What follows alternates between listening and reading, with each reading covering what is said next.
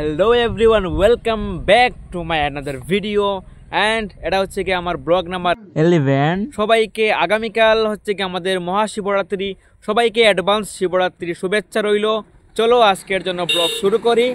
আর আমি যাব আজ কাঞ্চনবাড়িতে, আমাদের ইলেকট্রিক অফিসটা ঘুরিয়ে দেখাবো তোমাদেরকে। আর ওখানকার মধ্যে একটা বড় স্কুল রয়েছে, স্কুলটাও দেখাবো। চলো গাইজ শুরু করি আজকের জন্য ব্লগ। চলো। ঘুম থেকে উঠলাম কিন্তু ব্রাশ তো আনিনি।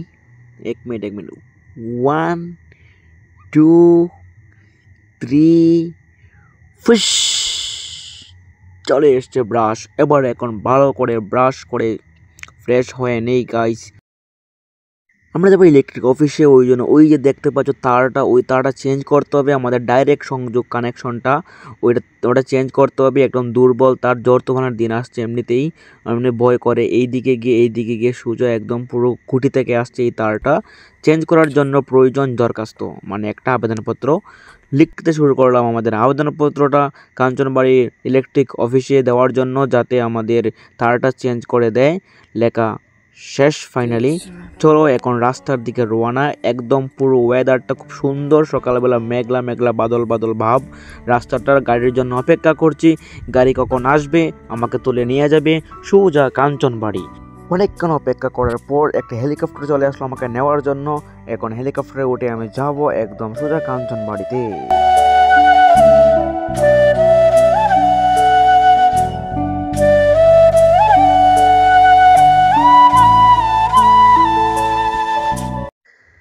আমরা কাঞ্চনবাড়ি নেমে গেলাম শেষে। এখন আমরা যাব ইলেকট্রিক অফিসে। ছোট্ট একটা ইলেকট্রিক অফিস, এতটা বড়ও নয়, জাস্ট ওই সামনের ওই মানে বিল্ডিংটা ইলেকট্রিক অফিস। তো ওইখানে আমরা যাচ্ছি। তো চলে আসলাম ভেতরের মধ্যে। এখানের মধ্যে প্রত্যেকটা রুমে প্রত্যেকটা কার্যালয়, মানে প্রত্যেক জায়গায় প্রত্যেক কাজ হয়। এখানের মধ্যে বিল দিচ্ছি। আমাদের বিল আসছিল মাত্র 51 টাকা, 51 রুপিস। কারণ শীতের দিন লাইট ফ্যান এতটাগুলো, আমাদের ফ্যান তো জ্বলেই না, শুধু লাইট। যাই হোক, তো আমরা বিলটা দিয়ে দিলাম। এখন আমরা 51 টাকা ছিল, 100 টাকা দিলাম। তো লোকটা খুবই ভালো ছিল, ভালো কথা বলছিল এবং সব কিছু ঠিকঠাক দিচ্ছিল।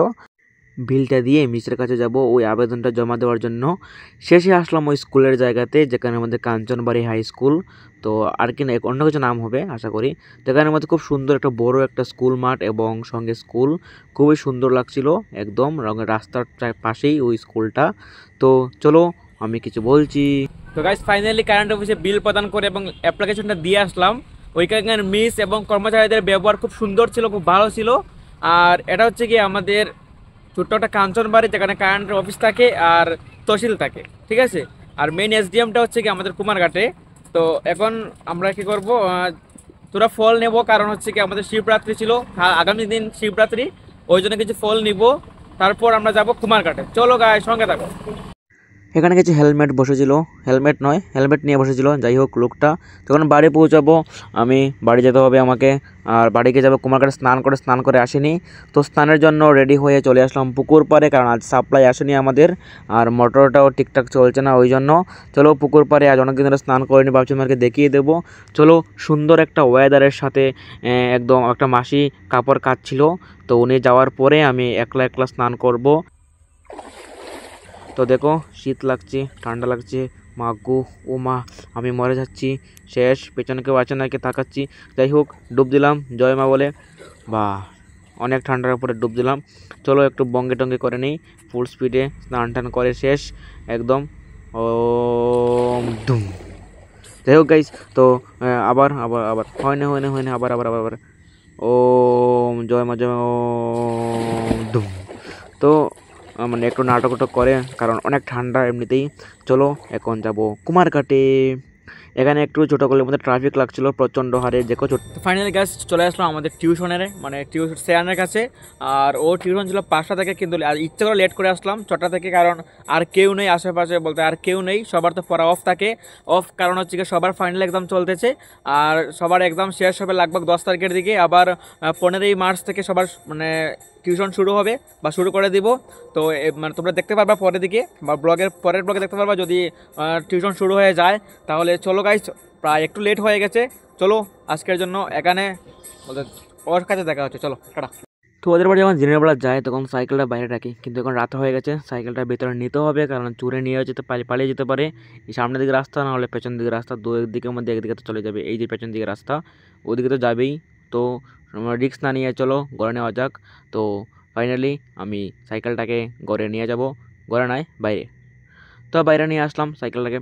আর ওর ল্যাম্বরগিনি রয়েছে, ল্যাম্বরগিনি নয় সরি, ওর নিনজা স্টোর রয়েছে, এটাকে গড়ে নিতে হবে। ও বলছিল যে গড়ে না আনলে আমি পড়তে বসবো না, তুমি গড়ে আনো স্যার। ওই জন্য ঠিক আছে, আমি বললাম ঠিক আছে তোমার স্টোরকে আমি গড়ে নিয়ে আসছি। তুমি তো দেখো একদম ধুম ধুম ধুম করে গড়ে নিয়ে আসছি গাইস। তো চলো, এত ওজন ছিল প্রচণ্ড হারে, আর দেখো কি শক্তি আমার, একদম পুরো সুপার। রুমে নিয়ে আসলাম, একটা স্টান করে নিই দুম করে, দেখো স্টান করছি আমি ছোটো বাচ্চাদের মতো। যাই হোক, তো ভাইকা যেটা হচ্ছে সেটার জন্য আলাদা একটা রুম, যেটার মধ্যে আগে ছিল ড্রয়িং রুমে, যেখানের মধ্যে টিভি ছিল, বিছানা ছিল। এখানে বিছানা আছে কিন্তু এটার জন্য এখানে আলাদা, ওর জন্য পুরোটাই আলাদা। দেখতে পাচ্ছ এটা হচ্ছে এখানে ওর বাইক রাখে, প্লাস ছোট্ট একটা গাড়ি আছে, এটা মানে ছোট্ট একটা গাড়ি, ঠিক আছে, এটা ছোটোবেলার। আর এটা হচ্ছে ওর বাইক, এটাও ছোটো। আর এখানের মধ্যে ও বসে পড়ালেখা করে, আমি এখানের মধ্যে ওকে লিখে দিই, আর ওখানের মধ্যে ও বসে রয়েছে, তো আমি বসবো। এখানের মধ্যে ও এখন বর্তমানে পড়াশোনা করে টেবিলটাতে বসে, ঠিক আছে। তো চলো গাইস, ওকে ডাক দেওয়া যাক, আমার লেখা কমপ্লিট হয়ে গেছে, ওকে ডাক দেবো এখন, ও আসবে তারপর লিখবে। Mister Shreyan Ghosh come in. তো অনেক বুঝিয়ে সুঝিয়ে ওকে পড়াতে বসালাম। ও আসলে খুব ভালো, কিন্তু মানে ও পড়তে বসলে মনোযোগ দিয়ে পড়ে, না হলে ও পড়তে বসেই না, এরকম চলে। কিন্তু পড়তে বসলে ওর মনোযোগ দিয়ে সহকারে পড়ে, আবার একবার যদি ও পড়ে নেয় আবার দ্বিতীয়বার বলতে হয় না, মুখস্থ হয়ে যায় ওর আসলে মানে স্মৃতিশক্তি খুবই হার্ড, একদম খুব ভালো। আর ওকে যদি একটু ভালো ভালো বলে পড়াও তাহলে ও খুব সুন্দর পড়বে, তোমাকে সাপোর্টও করবে, তোমার সব কথা শুনবে ও। বাজারে আসার পর দেখি কিছু কেনা যায় কিনা, কিছু ফলমূল কিনবো আর কি, একটু মাছ কিনবো, কালকে তো শিবরাত্রি, আবার আজকে তো কিছু খেতে হবে নাকি। তো চলো মাছ বাজারে যাওয়া যাক, ওই দিক দিয়ে আমাদের সবজির গলি এটা, তো এখানে সব রকমের সবজি বসে, তো ওই দিক দিয়ে আমরা মাছ বাজারে যাব। তো সামনে আছে মাছ বাজার, দেখো এখানের মধ্যে ছোট্ট একটা জায়গা দিয়ে বাইক নিয়েছিল, আবার রাগ করছিল আমার, কারণ এমনিতেই মানুষ হাঁটতে পারছে না। তো মাছ বাজারে আসলাম, এখানের মধ্যে অনেক ধরনের মাছ পাওয়া যায়। এটা একটু উপরের তালা হচ্ছে কি তোমার মাংসের বাজার, আর নিচ তলা হচ্ছে কি মাছের বাজার, মানে উপরটা হচ্ছে কি মাংস বিক্রি করে আর নিচে মাছ বিক্রি করে, সব ধরনের মাছ পাওয়া যায় এখানের মধ্যে অ্যাভেলেবল। তো মাছ নিয়ে বাজারে আসার পর দেখতে পাচ্ছি এর মধ্যে অনেক ফৌজি লাইন দিয়ে যাচ্ছে, দেখে খুবই ভালো লাগছে। আমার খুব ইচ্ছে ছিল যে ফৌজিতে জয়েন করব, কিন্তু আমি খুব খাটো মানুষ, পারবো না। বাকি সব ঠিকঠাক ছিল, কিন্তু যাদের ফৌজিতে ইচ্ছে করে জয়েন করতে সবাই একটু কমেন্ট করবে আমাকে। তো শেষে আসলাম আমি একটু ফল নিতে, তো ফলের দোকানের মধ্যে কিছু ফল নিব, কারণ হচ্ছে সামনে তো কালকে তো শিবরাত্রি, ওই জন্য চলো কিছু ফল নেওয়া যাক। তারপর যাবো ফুচকা খেতে, ফুচকা খাবো। প্রত্যেকদিন মহিলাটা খুব ভালো আমি গুনতে পারি না একদিনও, আজ ভিডিও করছি দেখি কতগুলো ফুচকা খাই, ঠিকঠাক দেয় কিনা, কম দেয়। চলো দেখো কীভাবে খাচ্ছি, আমি নিজেই আসছি, শেষ OMG ঢুকাচ্ছি আর দিচ্ছে, মুখে দিচ্ছে আর দিচ্ছে, কেমন লাগছে আমাকে পেটুক। কিছু স্টুডেন্ট পেন্ডিং টাকা পাঠিয়েছিল, তো ওটা মায়ের হাতে তুলে দেবো, ATM থেকে তুলে নিলাম। তো কারণ পুজোতে মা যাবে, তো বলছিল টাকার জন্য, তো মাকে দিয়ে দেবো, কারণ স্টুডেন্টগুলো পাঠিয়েছিল। তো দোকান থেকে যে মিষ্টি নিয়ে আমাদের ব্লগ এখানে শেষ করছে গাইজ, সবাই আমার পাশে থাকবেন, সাপোর্ট করবেন, সবাই আমাকে ভালোবাসবেন গাইজ। আজকের ব্লগ সোজা শেষ করছে আমাদের ব্ল্যাঙ্কেটের নিচে। তো দেখা হচ্ছে তোমাদের সঙ্গে ব্লগ নাম্বার 12-এ। চলো গাইজ, আজকের জন্য এখানেই শেষ করছি। যদিও ভালো লাগে অবশ্যই বাইরেটিকে সাপোর্ট করবেন এবং সাবস্ক্রাইব করে পাশে থাকবেন। চলো দেখা হচ্ছে ব্লগ নাম্বার 12-এ।